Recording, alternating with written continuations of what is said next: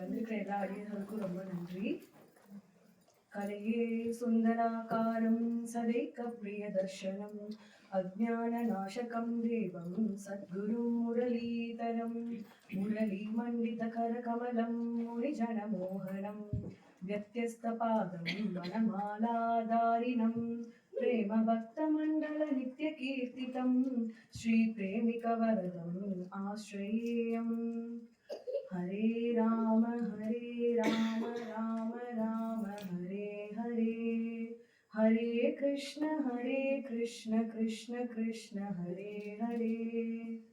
कृष्णाय वासुदेवाय देवकी नंदनाय च नन्दगोपकुमाराय गोविन्दाय नमो नमः। श्रीराम राम रामेति रमे रामे मनोरमे सहस्रनाम तत्तुल्यं राम नाम वरानने। போன சத்சங்கத்தப்போ நம்ம கலிபுருஷர் வந்ததும் கலிபுருஷர் வந்து தர்மத்தோட காலை எப்படி நிலைநிறுத்தினா, எப்படி தாக்க வந்தது, அதை பரீட்சித் மகாராஜா எப்படி நிலைநிறுத்தினாருன்றத பத்தி பார்த்தோம். இந்த சத்சங்கத்துல நம்ம பரீட்சித் மகாராஜாவை பத்தி பார்க்க போறோம். பரீட்சித் மகாராஜா யாருன்னா, ஃபர்ஸ்ட் நான் பாகவதம் கதைகள் சொல்றதுக்கு ஆரம்பிக்கும் போதே பாகவதத்தோட மகாத்மியம் சொன்னேன். அப்பவே சொல்லியிருந்திருப்போம், பரீட்சித் மகாராஜா தான் அபிமன்யுவோட பையன், உத்திரையோட பையனும் கூட பரீட்சித் மகாராஜா. சோ இந்த பரீட்சித் மகாராஜா தான் வந்து கிருஷ்ணர் வந்து காப்பாத்தின உத்திரையோட கர்ப்பத்துக்குள்ள போய் கிருஷ்ணர் காப்பாத்தினது தான் பரீட்சித் மகாராஜா. அப்போ பரீட்சித் மகாராஜா வந்து நல்லபடியா நாட்டை ஆண்டுட்டு வந்தாருன்னு சொன்னேன் இல்லையா. போன வாட்டி நான் சொல்லும் போது சொல்லியிருந்தேன், பாண்டவர்கள் எல்லாரும் முக்தியை தேடி எல்லாரும் பரீட்சித் மகாராஜாட்ட நாட்டை ஒப்படைச்சிட்டு அவங்க முக்தியை தேடி கிளம்பிட்டாங்க. முக்தியை தேடி கிளம்பினதுக்கு அப்புறம் பரீட்சித் மகாராஜா என்ன பண்ணாரு, நல்லபடியா உலகத்துல இருக்கிற எல்லாத்தையுமே ஆண்டுட்டு வந்தாரு. அவர் தான் ரொம்ப ரொம்ப நல்லபடியா ஆண்டுட்டு வந்துட்டு இருந்தாரு. ஆண்டுட்டு வந்துட்டு இருக்கும் போதுதான் அப்பதான் கலிபுருஷர் வர விஷயம் வந்துச்சு. கலிபுருஷர் வந்து தர்மத்தோட 4 கால்கள்ல கடைசி காலை வெட்ட போகும்போது அதை காப்பாத்தி 10 இடங்கள்ல மட்டும்தான் நீ இருக்கணும், மிச்ச வேற எந்த இடத்துலயுமே நீங்க இருக்கக்கூடாது அப்படின்னு சொல்லி 10 இடத்த சொன்னது பரீட்சித் மகாராஜா தான். அதனால கலிபுருஷர் வந்து என்ன பண்ணாரு, 10 இடத்துல மட்டும்தான் இருப்பேன் அப்படின்னு சொல்லி முடிவு பண்ணாங்க. அந்த 10 இடம் போன வாட்டியே நான் சொல்லியிருந்தேன். சூது இருக்கிற இடம், எங்க கெட்டது நடக்குது, எங்க நெகட்டிவிட்டி நடக்குது, இந்த மாதிரி ஒரு 10 இடத்துலதான் அவங்க இருப்பாங்கன்றது.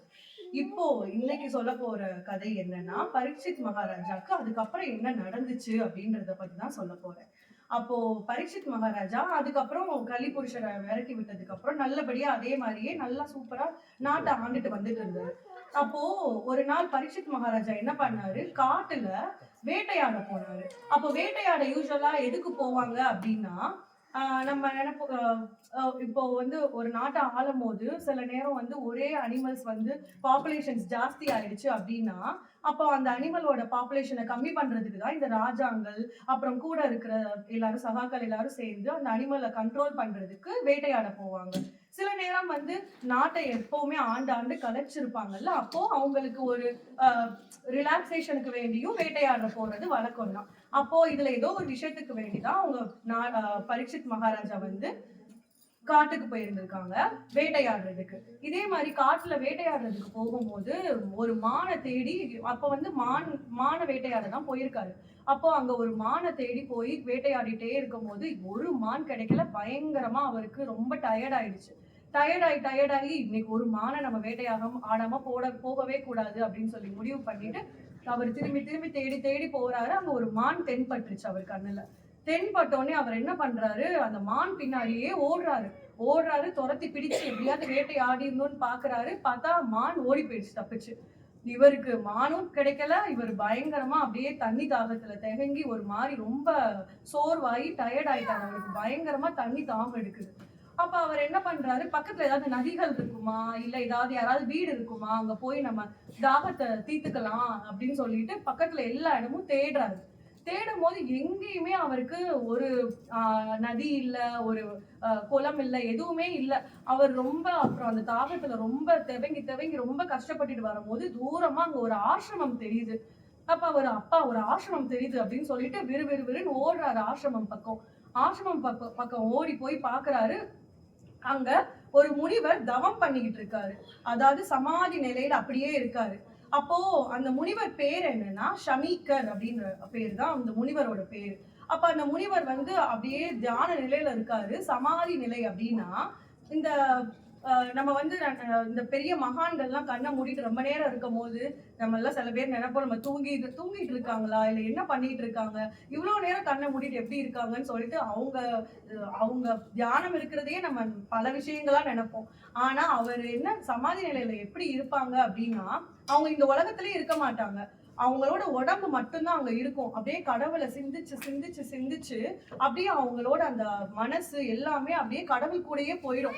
அப்படியே அவங்களாவே ஒரு கற்பனை பண்ணி அப்படியே கடவுள் கூடயே அங்க இருப்பாங்க. கடவுள் லிட்டரலி அவங்க வந்து அவங்களுக்கு வேண்டிய ஒரு ஸ்வரூபம் எடுத்து அவங்கள்ட்ட பேசுவாங்க. அந்த மாதிரியே ஒரு நிலையில போயிட்டாரு அந்த ஷமீக்க முனிவர். அப்படி போயிட்டு இருக்கிற டைம்ல இவர் பயங்கர தியான நிலையில இருந்திருக்காரு. அப்போ பரீட்சித் மகாராஜா வந்து பார்த்தா இவர் தியான நிலையில இருக்கிறத பார்த்துட்டாரு. பார்த்துட்டு இவருக்கான ஒரு பக்கம் பயங்கரமான தண்ணி தாகம். அதனால இவரு முனிவரே எனக்கு தண்ணி தாங்கன்னு சொல்லி கெஞ்சுறாரு. உடனே முனிவர் ஆனா திரும்பியும் தியானத்துல தவத்திலேயே தான் இருக்காரு. அப்போ முனிவரை எந்திரிங்க, நான் ராஜா வந்திருக்கேன், நான் பரீட்சித் மகாராஜா வந்திருக்கேன், இந்த எனக்கு தண்ணி தாங்க, கொஞ்சம் ரொம்ப தெவங்குதுன்னு சொல்லி அப்படியே துடிக்கிறாரு. ஆனா ஷமீக்க மகரிஷி வந்து அந்த இடத்துலயே இல்ல, உடம்புதான் அங்க இருக்கு, ஆள் அங்க இல்லவே இல்லை. அவர் அப்படியே தியான நிலையிலேயே தான் இருக்காரு. இவருக்கு பயங்கரமான கோவம் வந்துருச்சு பரீட்சித் மகாராஜாக்கு. அப்போ நான் சொல்லியிருந்தேன் பாத்தீங்களா, களி வந்து எங்க இருக்கும், கோவப்படுற இடத்துல நெகட்டிவிட்டி இருக்கிற இடத்துலதான் இருக்கும். களியை விரட்டி விட்டதே பரீட்சித் மகாராஜா தான். கடைசி அந்த களிக்கு அவருமே பலியாயிட்டாரு. அப்போ அவருக்கு கோவப்பட்டதுனால அந்த கலிபுருஷர் அங்க வந்துட்டாரு. அங்க வந்த உடனே இவர் கோவத்துல என்ன பண்ணிட்டாரு, அந்த முனிவரை எந்திரிங்கன்னு சொல்லி, ராஜா வந்திருக்கேன் ஆனாலும் நீ எந்திரிக்காம இருக்கீங்களா அப்படின்னு சொல்லிட்டு, நீயும் பக்கத்துல ஒரு செத்த பாம்பு கிடந்துருந்துச்சு அங்க, அந்த செத்த பாம்பை பார்த்துட்டு நீயும் இந்த செத்த பாம்பு ஒண்ணுதான் அப்படின்னு சொல்லி பயங்கரமான கோவப்படுறாரு.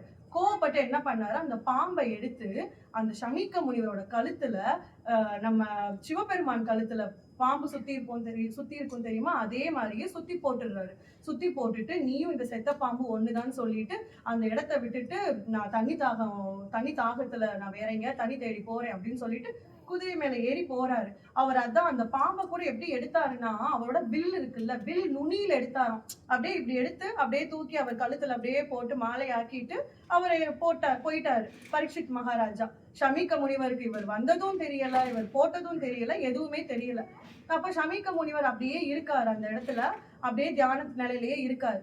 இத பார்த்துட்டு என்ன ஆச்சு, இந்த விஷயத்த பார்த்துட்டு, நடந்த விஷயத்த பார்த்துட்டு ஷமீக்க முனிவரோட பையன் பேரு ஸ்ருங்கின்ற பையன் வந்து கௌஷிகி அப்படின்ற ஒரு ரிவர் பக்கத்துல, ஒரு நதி பக்கத்துல அங்க அவங்களோட நண்பர்களோட இருக்காங்க. பிராமண பையன், இந்த ஷமீக்க முனிவரோட பையன், அந்த பையன் வந்து அந்த கௌஷிகி அப்படின்ற நதி பக்கத்துல விளையாண்டுட்டு இருக்காங்களோ. அப்போ அதை பார்த்த ஒருத்தவர் ஸ்ருங்கிட்ட போய் சொல்றாரு, ஸ்ருங்கி, உனக்கு ஒரு விஷயம் தெரியுமா, உங்க அப்பா தியானம் பண்ணிட்டு இருந்தாரா, அப்போ இந்த பரீட்சித் மகாராஜா வந்து தாகம் எடுக்குதுன்னு கூப்பிட்டோடனே அவர் கண்ணையே திறக்கல. பார்த்தா அவர் செத்த பாம்பை எடுத்து உன்னோட அப்பா கழுத்துல போட்டு போயிட்டாரு அப்படின்னு சொல்லிட்டு பயங்கரமா எக்ஸாக்ரேட் பண்ணி சொல்லுவோம்ல, நம்மளே அப்படி சொல்லுவோம், சில பேர் அப்படி சொல்லுவோம். அப்ப அவரும் அப்படி சொல்லிட்டாரு போல. உடனே அவர் என்ன பண்ணிட்டாரு, அந்த பையனுக்கு கோவம் வந்துருச்சு. என்னது, எங்க அப்பா எவ்வளவு பெரிய தபஸ்ரீ, எங்க அப்பா எவ்வளவு பெரிய ஒரு ரிஷி, மகா ரிஷி, எத்தனையோ ராஜாக்கள் வந்து எங்க அப்பாவை வந்து பார்த்துட்டு போறாங்க, இந்த பாண்டவ வம்சத்தோட பேரையே கெடுக்க வந்த பரீட்சித் மகாராஜா, இவன் எவ்வளவு தைரியம் இருந்தா எங்க அப்பா மேல அந்த செத்த பாம்பை போட்டு போயிருப்பான் அப்படின்னு சொல்லிட்டு, கோடாளி கம்பு போல இருக்கிறவன்னு சொல்லிட்டு இந்த மாதிரி ரொம்ப திட்டிட்டு பயங்கர கோவத்துல, அந்த நேரத்துல கலிபுருஷர் அவங்கள்ட்டையும் வேலை செஞ்சிருக்காரு. அந்த கோவத்துல அவர் என்ன பண்ணிட்டாரு, கையில, அவர் பிராமணர்ல, கையில ஒரு தண்ணியை எடுத்து, அந்த ரிவர் கௌஷிகி நதி பக்கத்துல தானே நின்றுட்டு இருந்தாங்க, கையில தண்ணியை எடுத்து சாபம் போடுறாங்க. இன்னையில இருந்து 7வது நாள் இந்த பரீட்சித் மகாராஜாவை தக்ஷகன் என்ற பாம்பு கடிச்சு அவரு மாண்டு போவாரு அப்படின்னு சொல்லி ஸ்ருங்கி வந்து சாபம் போட்டுடுறாரு. அப்படியே ஆஹ் அந்த கோவத்திலேயே சாபமும் போட்டுட்டு திரும்பி வராங்க. திரும்பி அவங்க அப்பாவோட ஆசிரமத்துக்கு வந்து அப்பா எப்படி இருக்காருன்னு பாக்குறதுக்கு வராங்க. அப்பாவை சமீக்க முனிவர் அப்பயும் தியான நிலையிலே இருக்காரு. அப்பா மடியில படுத்துட்டு, எவ்வளவு பெரிய ஒரு ரிஷி நீங்க, உங்களோட கழுத்துல இப்படி செத்த பாம்பை போட்டு உங்களை இப்படி அவமரியாதை பண்ணிட்டாங்களேன்னு சொல்லிட்டு மடியில படுத்து இருந்து அந்த ஸ்ருங்கின்ற பையன் அழுகுறான். அழுத உடனே அவருக்கு அப்பதான் அந்த தியான நிலையில இருந்து கொஞ்சம் கொஞ்சமா வந்து வெளியே வந்திருக்காரு. உடனே அவர் கண் முழிச்சு பார்த்த உடனே, என்ன ஆச்சு, எதுக்கு நீ இப்ப அழுகுற அப்படின்னு சொல்லி கேட்ட உடனே அவர் சொல்றாரு, அப்பா உங்க அப்படியே பயங்கர ப்ரௌடுல சொல்றாரு, அப்பா உங்களுக்கு ஒரு விஷயம் தெரியுமா, இந்த மாதிரி பரீட்சித் மகாராஜா உங்க கழுத்துல இந்த மாதிரி செத்த பாம்பை போட்டாங்க, அதனால நான் கோவத்துல சாபம் போட்டேன்னு. ஷமீக்க முனிவருக்கு ஒரு செகண்ட்ல நெஞ்சே அடைச்சு போயிடுச்சு. உனக்கு எவ்வளவு தைரியம் இருந்தா நீ இவ்வளவு பெரிய வேலையை பார்த்திருப்ப, ஒரு கோவத்துல இந்த உடம்பு மேல, நம்ம ரிஷிகள்லாம் இந்த உடம்பு மேல ஆசையே வைக்க கூடாது. அவன் வந்து என்ன நினைச்சிருந்தாலும் ஆத்மாவை யாராலையுமே அவமானப்படுத்த முடியாது. இந்த உடம்ப தானே அவமானப்படுத்தினா, நீ எதுக்கு போய் அவனை போய் சாபம் போட்டேன்னு சொல்லி அவர் சொல்றாரு. பரீட்சித் மகாராஜா வந்து அவ்வளோ ஒரு பெரிய பாகவதராம், அவ்வளோ ஒரு பெரிய டிவோட்டி. கிருஷ்ணாவோட கூடையே அவர் கர்ப்பத்துல இருந்திருக்காரு. உத்திரையோட கர்ப்பத்துல அவர் பிறக்கிறதுக்கு காரணமே கிருஷ்ணர் தானே. அப்போ கிருஷ்ணா கூடயே அவர் கர்ப்பத்துல இருந்திருக்காரு. அவரை நீ எப்படி நீ இப்படி சாபம் போடலாம்? அவர் வந்து பெரிய கிருஷ்ண பாகவதர். நீ வந்து யாருக்கு என்ன பண்ணாலும் ஒரு பாகவதருக்கு போய் நீ அபச்சாரம் பண்ணிட்டேன்னா அந்த பாவத்தை எங்க போய் கழிக்க போறியோ தெரியலன்னு சொல்லிட்டு ஷமீக்க முனிவருக்கு அவ்வளோ ஒரு பயம், நம்ம பையன் இப்படி பண்ணிட்டானே, தப்பு பண்ணிட்டானேன்னு சொல்லிட்டு. அந்த அந்த பயத்திலேயே அவர் சொல்றாரு, இந்த மாதிரி நீ வந்து இனிமேலு கொஞ்சம் கூட டைம் வேஸ்ட் பண்ணாத, நீ வந்து அது மாதிரி இவ்வளவு பெரிய தண்டனை கொடுக்கறதுக்கு ஒரு ஒரு நியாயமே கிடையாது. ஏன்னா ஒரு செத்த பாம்பு எடுத்து என் கழுத்துலதான் போட்டான். ஆனா நீ அவனுக்கு கொடுத்த தண்டனை பார்த்தேன்னா சாகுற தண்டனை, மரண தண்டனை கொடுத்துட்ட. மரண தண்டனை கொடுக்குற அளவுக்கு அவன் அவ்வளவு பெரிய தப்பும் பண்ணல. எப்பவுமே ஒரு தப்பு பண்றவங்கள அந்த தப்புக்கு ஈக்குவலான, அதாவது அந்த தப்புக்கு ப்ரொபோர்ஷனலா இருக்கிற தண்டனை தான் கொடுக்கணும். அதை விட ஜாஸ்தியா கொடுத்தேன்னா நீ வந்து பெரிய பாவத்துக்கு ஆளாயிருவ. அதுவும் நீ ஒரு ரிஷியோட மகனா இருந்துகிட்டு இப்படி பண்ணிட்டியே, இன்னி உனக்கு நேரம் இல்லவே இல்லை. இப்பவே உன் ஆளை அனுப்பி விட்டு நீ அட்லீஸ்ட் விட்ட சாபத்தையாவது அந்த பரீட்சித் மகாராஜாக்கு தெரியப்படுத்து அப்படின்னு சொல்லி சமீக்க முனிவர் அந்த ஸ்ருங்கின்ற பையன்கிட்ட சொல்லி ரொம்ப ஃபீல் பண்ணி ஒரு ஆளை அனுப்பி விடுறாங்க பரீட்சித் மகாராஜாட்ட இந்த சாபத்தை பத்தி சொல்றதுக்கு. அந்த பக்கம் பார்த்தா பரீட்சித் மகாராஜா இங்க இருந்து கோவமா கிளம்பி போனாருல்ல, அங்க அங்க அரண்மனைக்கு போன உடனே அவருக்கு தண்ணி தண்ணி தண்ணி தண்ணி தண்ணின்னு சொல்லி போய் கேட்டிருக்காரு. கேட்ட உடனே தண்ணியை கொடுத்துட்டாங்க அவருக்கு. தண்ணியை கொடுத்த உடனே தண்ணி குடிச்சுட்டு அடுத்த செகண்ட் தான் அவருக்கு அந்த மனநிலை வருது. அட கடவுளே, நம்ம எவ்வளவு பெரிய பாவம் பண்ணிட்டோம், நம்ம ஷமீக்க முனிவரை போய் நம்ம இப்படி பண்ணிட்டோமே, முனிவரோட சாபம் நம்மளை சும்மா விடாது, எவ்வளவு பெரிய பாவம் பண்ணிட்டோம் நம்மன்னு சொல்லிட்டு அவர் அவ்வளவு வேதனைப்படுறாரு பரீட்சித் மகாராஜா. இந்த கடவுளே பெருமாளே, எனக்கு இவ்வளவு பெரிய எனக்கு எவ்வளவு பெரிய தண்டனை வேணாலும் நீ கூட, நான் ஏத்துக்கிறேன். ஆனா தயவு செஞ்சு என்னைய நீ வந்து தண்டனை கொடுக்காம எனக்கு என்ன சொல்லாமே இருந்துராத. எனக்கு கண்டிப்பா நீ கொடுக்குற தண்டனையில தான் இதுக்கப்புறம் யாரும் இந்த மாதிரி ரிஷிங்களுக்கு எந்த ஒரு துன்பமும் பண்ணக்கூடாது அப்படின்றத அவர் பெருமாள்கிட்ட வேண்டி ரொம்ப ஃபீல் பண்ணி சொல்றாரு. சொல்லிக்கிட்டு இருக்கும் போதே இவரு காதுல அந்த செய்தி வந்துருது, ஸ்ருங்கி வந்து இவருக்கு வந்து சாபம் கொடுத்துட்டான். இந்த மாதிரி 7 நாள்ல, இன்னையில இருந்து 7 நாள்ல தக்ஷகன்ற பாம்பு கடிச்சு நீங்க மரணம் ஆக போறீங்க அப்படின்ற சாபம் கொடுத்துட்டான்னு தெரிஞ்ச உடனே அவரு, அப்பாடா எனக்கு இப்பதான் ரொம்ப சந்தோஷமா இருக்கு, எனக்கு எனக்கு தப்புக்கு தண்டனை கிடைச்சதே எனக்கு ரொம்ப சந்தோஷம்னு சொல்லிட்டு அப்பதான் அவரு கொஞ்சம் சமாதானம் ஆயிட்டு உடனே ஒரு செகண்ட் கூட யோசிக்கல. நம்மளா இருந்தா என்ன பண்றது அப்படின்னு சொல்லிட்டு ஒரு சின்ன விஷயத்துக்கே நம்ம அப்படியே நம்மளோட மனசு எல்லாத்தையும் விட்டுட்டு டைவர்ட் ஆகி சுவாமிகிட்ட இருந்தே தூரமா போயிடுவோம். ஆனா அவரு அப்ப கூட அவரோட பக்தி எந்த அளவுக்கு இருந்துச்சுன்னா, என்ன ஆனாலும் பரவாயில்ல, இனி 7 நாள் இருக்குன்னு சொல்லியிருக்காங்க, ஆனாலும் அவருக்கு தண்டனை கிடைச்சதுக்கு அப்புறமும் மனசுக்குள்ள ஓடிக்கிட்டே இருக்கு. ஆனாலும் நம்ம இவ்வளவு பெரிய பாவம் பண்ணிட்டோமேன்னு சொல்லிட்டு அந்த சோகத்துல அவர் என்ன பண்றாரு, அவங்க பையன் ஜெயமே ஜெகன் அப்படின்னு சொல்லிட்டு அவரோட பையன் பேரு, அவங்கள்ட்ட போய் அவங்க நாட்டை எல்லாத்தையும் பட்டாபிஷேகம் பண்ணி ஒப்படைக்கிறாரு. எல்லா பொறுப்பையும் ஒப்படைச்சிட்டு சொல்றாரு, இந்த மாதிரி நீதான் எல்லாத்தையுமே பாத்துக்கணும், நான் இனிமேலு இந்த இடத்துல இருக்க மாட்டேன், நான் வந்து என்னோட மரணத்துக்கு முன்னாடி நான் எதெல்லாம் தெரிஞ்சுக்கணுமோ, எதெல்லாம் படிக்கணுமோ, எதெல்லாம் பார்க்கணுமோ அதெல்லாம் நான் கத்துக்க போறேன் அப்படின்னு சொல்லிட்டு போயிடுவாரு. போயிட்டு அதே மாதிரியே கங்கையோட தெற்கு கரையில போய் உட்கார்ந்து இருக்கிறாரு. உட்கார்ந்து கிழக்க நோக்கி தர்ப்பப்புல் தெரியும்ல, ரொம்ப புனிதமானது. அப்ப தர்ப்பப்புல்ல கீழ போட்டுட்டு அதுக்கு மேலதான் இது நான் ஃபர்ஸ்ட் சொல்ல ஆரம்பிக்கும் போதே சொல்லியிருந்தேன். இப்படிதான் ஆரம்பிச்சதே பாகவதம். அப்போ தர்ப்பப்புல் மேல அவர் அந்த புல்ல போட்டுட்டு கிழக்கு நோக்கி போட்டு இவர் வடக்கு நோக்கி உட்கார்ந்து இருக்காரு.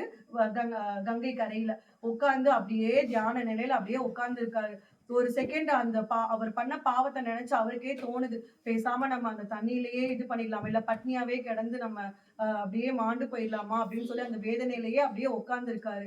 உட்கார்ந்துட்டு சொல்றாரு, இனிமேல் நான் சாப்பிடவே மாட்டேன். அந்த அவர் சாப்பிடாம இருந்தாரு பாத்தீங்களா, அது வந்து பிரபோ பிரபு உபவேஷம் அப்படின்னு சொல்லிட்டு பிரயோ உபவேஷம் அப்படின்ற பேர். அதாவது இனிமேல் நான் சாப்பிடவே மாட்டேன் சாகுற வரைக்கும், அதாவது அவர் 7 நாள் தான் இருக்கு, ஆனாலும் சாப்பிடவே மாட்டேன்ற அந்த முடிவை எடுத்துட்டு அப்படியே உட்கார்ந்து இருக்கும் போதுதான் அங்க இருந்துகிட்டு தூரமா இருந்து பாத்தீங்கன்னா அந்த அதித்தி அப்படியே சன் செட் ஆகுற டைம்ல பாத்தீங்கன்னா அங்க இருந்து சுகபிரம்மம் வராரு. சுகபிரம்மம் வந்த உடனே பாத்தீங்கன்னா எப்படி வராரு அப்படின்னா ஒரு ஒரு அதாவது லிட்டரலி வந்து முடியெல்லாம் வளர்த்து உடம்பெல்லாம் ரொம்ப நாள் குளிக்காம இருந்தா எப்படி இருக்கும் உடம்பெல்லாம், இந்த மாதிரி ரொம்ப ஒண்ணுமே தெரியாம அவருனே தெரியாத மாதிரி அப்படியே வராரு. ஆனாலும் அந்த முகத்துல தேஜஸ் வந்து பயங்கரமா இருக்கு சுகபிரம்மம்க்கு. இத பார்த்த உடனே அவர் அவளை ஈஸியாலாம் எல்லா இடத்துக்கும் வர, ஏன்னா ஒரு இடத்துல அவர் இருக்கவே மாட்டாரு சுகபிரம்மம். சுகபிரம்மம் வந்து அப்படியே நடந்து வராரு. வந்து வந்து வந்து அப்படியே இவர் பக்கத்துல வந்துட்டாரு. வந்தோடனே சுகபிரம்மம் நீங்களே வந்துட்டீங்களா இங்க, இந்த மாதிரி எனக்கு வந்து இந்த மாதிரி சாபம் கிடைச்சிருச்சு 7 நாள்ல. 7 நாள்ல நான் என்ன பண்ண முடியும், என்ன கத்துக்க முடியும், நான் எப்படி கடவுளை அடையணும்ன்றது மட்டும்தான் என் நினைப்புல இருக்கு அப்படின்ட்டு. நம்மளுக்குலாம் நிறைய நாட்கள் இருக்கு. இப்ப கூட நம்மளுக்கு இன்னி நிறைய 1 வாரம்ன்றதுதான் அவரோட கணக்கு. ஆனா நம்மளுக்கு இன்னி நிறைய நாட்கள் இருக்கு. சோ நம்ம இப்பயும் நிறைய எவ்வளவு வேணுமோ அவ்வளவு தூரம் கடவுளை அடையிறதுக்கு ஒரே கோலா இருந்து நம்ம கத்துக்கலாம். அப்ப அவர் அவ்வளவு ஃபீல் பண்ணி எனக்கு கடவுளை அடையிறதுக்கு ஒரு மார்க்கம் சொல்லுங்கன்னு சொன்னப்பதான் சுகபிரம்மம் சொல்றாரு, நீ இப்படி சொல்ற, இதே மாதிரி ஒரு ராஜா இதுக்கு முன்னாடி இந்திரரோட சாபத்துல ஒரு முகூர்த்தம் தான் உயிரோட இருப்பேன்னு சொன்னாரு. ஆனா அவர் அந்த முகூர்த்தத்திலேயே என்னென்ன பண்ணணுமோ அதை பண்ணி எந்த கடவுளை அடையணுமோ அதையும் தெரிஞ்சுக்கிட்டாரு. அதனால உனக்கு 7 நாள் இருக்கு, 7 நாள் என்ன 7 நிமிஷமே போதும் உனக்கு கடவுளை பத்தி தெரிஞ்சுக்கிறதுக்கு. நீ கவலைப்படாத, நான் ஒரு இடத்துல இருக்க மாட்டேன். ஆனா உனக்கு வேண்டி நான் 7 நாள் இருந்து உனக்கு இந்த சப்தாகமா நான் உனக்கு 7 நாள் நான் அந்த பாகவதத்தை சொல்லித்தரேன் அப்படின்னு சொல்றாரு. கடவுளை பாகவதம்னு இல்ல, கடவுளை எப்படி, யாரு கடவுள், என்ன எப்படி அடையணும் அப்படின்னு சொல்லித்தரேன் அப்படின்னு சொல்றாரு. சொல்லிட்டு இருக்கும் போதுதான் அப்ப சுகபிரம்மத்தோட பெருமை என்னன்னா, சுகபிரம்மம் யாருன்னா சுகபிரம்மம் வந்து வியாசர் தெரியும்ல நம்ம எல்லாருக்கும். வியாசர் வந்து நம்ம வேதத்தை 4ஆ பிரிச்சவங்க தான் வியாச பகவான். அப்ப வியாச பகவான் வந்து நம்ம பெருமாள், நம்ம விஷ்ணு பகவான், அதாவது நம்ம பரபிரம்மத்தோட ஒரு அவதாரம் தான் நம்ம வியாசர். அப்போ அப்போ அவரோட பையன் தான் இந்த சுகபிரம்மம். அது வியாசருக்கு வந்து ஒரு பெரிய ஸ்பெஷாலிட்டி என்னன்னா, நம்ம சுகபிரம்மம்க்கு வந்து ஒரு பெரிய ஸ்பெஷாலிட்டி என்னன்னா, இப்ப நான் சொல்ல போற ஒரு குட்டி கதை, அந்த கதையில வந்து என்னன்னா இவங்க பெரியவங்க இவங்க சின்னவங்க அப்படின்றது கிடையாது. இவர் வந்து எவ்வளவு தூரம் முக்கியத்துவம் அப்படின்றத காட்டுறதுக்கு தான் இந்த கதையே உருவானது, வியாசர் தான் உருவாக்குனது அப்படின்றதுதான் ஒரு குட்டி கதை. அது என்னன்னா, வியாச பகவான் வந்து என்ன பண்றாரு, ஆசிரமத்துல காட்டுல இருக்காங்க. இது வந்து சுகபிரம்மத்தோட பெருமையை சொல்ற ஒரு கதை. அப்போ வியாச பகவான் வந்து இதே மாதிரியே ஒரு ஆசிரமத்துல இருக்காங்க.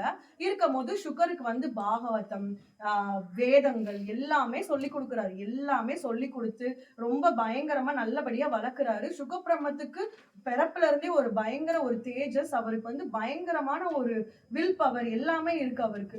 அதை பார்த்துட்டு நிறைய நாளைக்கு அவர் வந்து வியந்திருக்காரு வியாசர். அவங்க எல்லாம் ரிஷிங்கள்ல, இது ஏன் பையன் அப்படின்றத விட ஒரு சிஷ்யரா அவருக்கு வந்து சுகபிரம்மத்தை ரொம்ப பிடிக்கும்.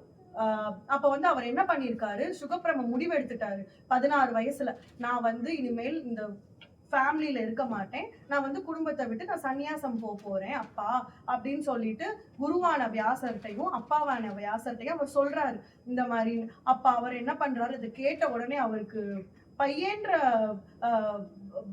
பையன்ற அந்த பாசத்தை விட நம்மளோட ஒரு நல்ல ஒரு பாசமான சிஷ்யன் நம்மளை விட்டு போறானே அப்படின்ற அந்த ஆசையில அவர் என்ன பண்றாரு, என்னை விட்டு போகாத அப்படின்னு அவர் வந்து சொல்றாரு.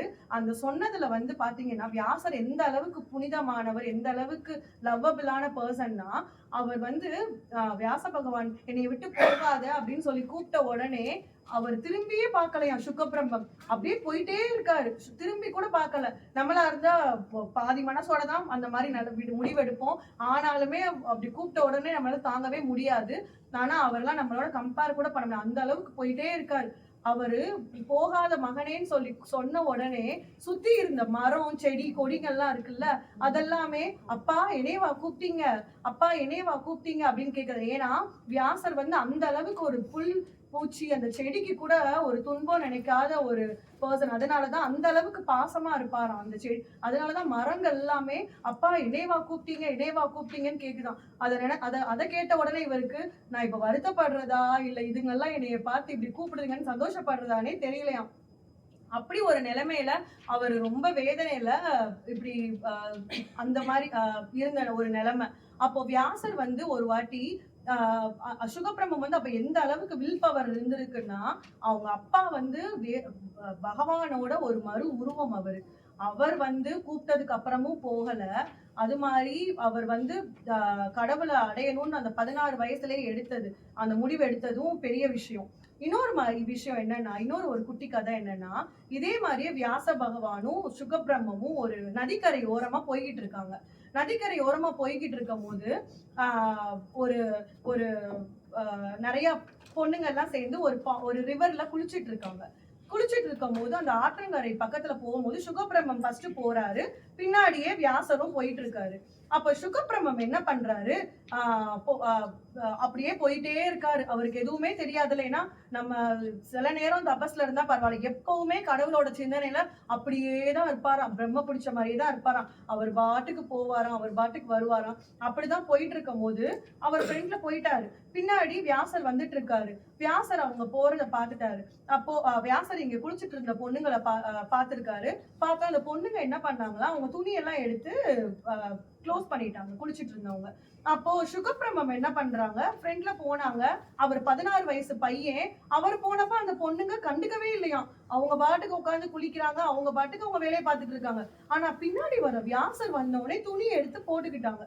வியாசருக்கு இதை பார்த்துட்டு பயங்கர டென்ஷன்.